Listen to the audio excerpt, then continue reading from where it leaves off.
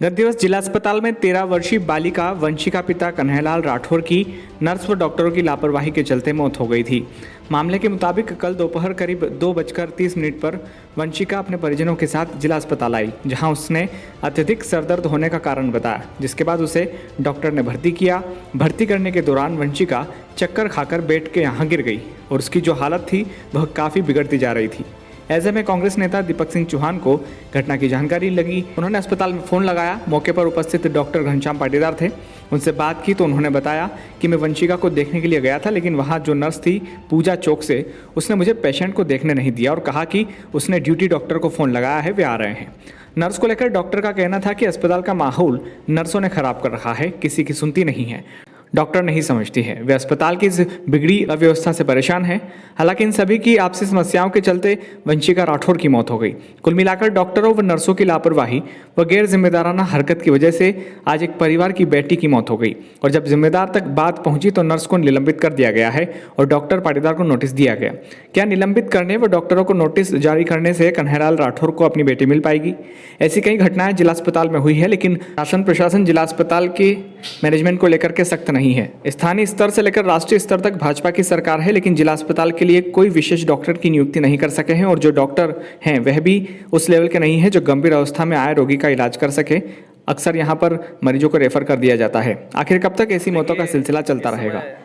इस देश के अंदर और प्रदेश के अंदर एक सरकार है जिसका नाम है भारतीय जनता पार्टी की सरकार, जो यहाँ मध्य प्रदेश के अंदर शिवराज सिंह कहते हैं कि हमारे देश में, हमारे प्रदेश में स्व सुशासन है। उसका स्पष्ट प्रमाण कल मंदसौर में देखने को मिला। ये तो केवल एक घटना थी जब एक 13 साल की वंशिका, जो केवल सिरदर्द की वजह से अपने जान दे देती है, यहाँ तड़प तड़प कर, और यहाँ के डॉक्टरों को कोई सुध नहीं लेनी पड़ती। मेरी बात हुई डॉक्टर घनश्याम पाटीदार से। घनश्याम पाटीदार जी ने कहा कि मेरे को नर्स ने इलाज नहीं करने दिया। बहुत ही हास्यास्पद लगता है कि एक छोटी सी नर्स कह रही है डॉक्टर को कि तुम इलाज नहीं करोगे, फलाना फलाना डॉक्टर आ रहा है। मेरे ड्यूटी डॉक्टर पर तैनात उस समय जो कॉल करके बुलाया गया डॉक्टर रोहित रिपोर्ट से बात हुई, उन्होंने कहा मैं रास्ते में हूँ। सिविल सर्जन ने स्वीकारा इस बात को कि वो आने में लेट हुए। 2:30-3 बजे की बच्ची भर्ती थी, 6 बजे उसकी मृत्यु हो जाती है।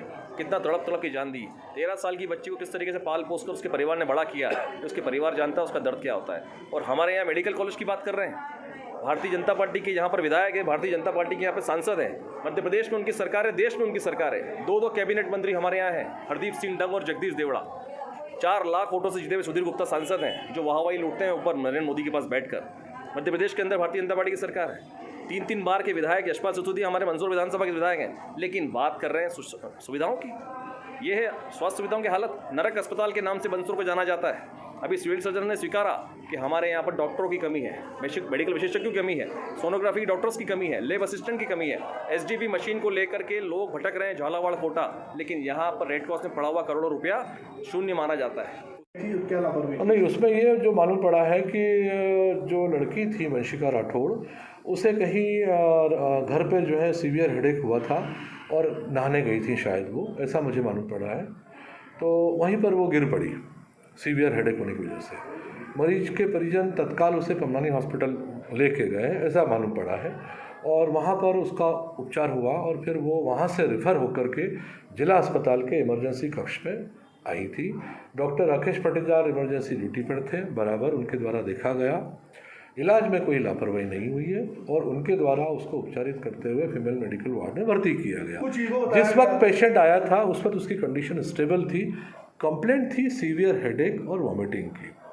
उस वक्त मरीज की हालत खतरे से बाहर थी।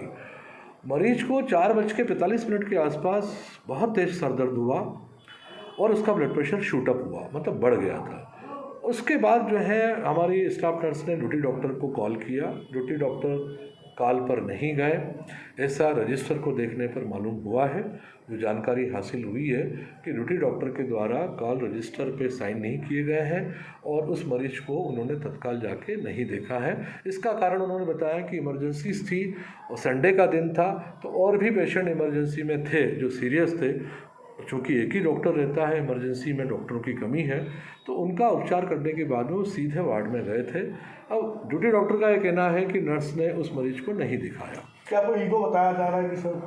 नहीं, ईगो नहीं, शायद किसी विषय को लेकर के, किसी मरीज के विषय को लेकर के डॉक्टर घनश्याम पाटीदार की जो स्टाफ नर्स है उनसे कुछ किसी विषय को लेकर के, किसी मरीज के ट्रीटमेंट पॉइंट ऑफ व्यू को लेकर के कहीं ना कहीं कोई न कोई विवाद की स्थिति जो है वो निर्मित हुई थी, ऐसा मालूम पड़ा है।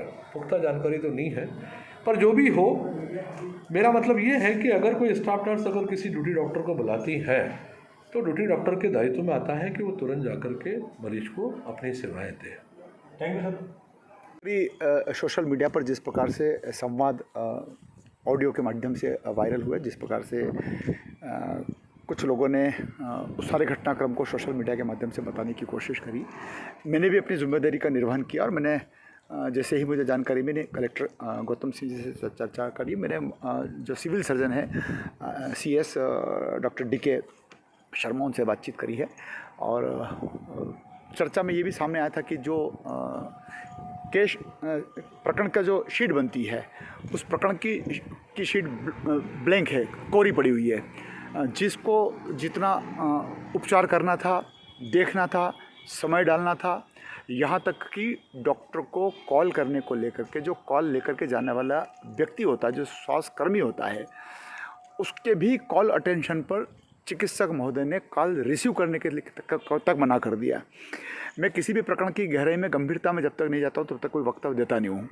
और तब जब आज मेरी सुबह कलेक्टर साहब से चर्चा हुई, मेरी DK शर्मा से बातचीत हुई, तो मैंने खुद ने कहा कि ये घोर लापरवाही है। इस घोर लापरवाही का निश्चित रूप से प्रशासन को संज्ञान में लेना चाहिए। और एक जनप्रतिनिधि के नाते मैंने स्वयं इस बात को लेकर के रेखांकित किया कि जो भी दोषी हो, कोई कम दोषी होगा, कोई ज़्यादा दोषी होगा, किसी को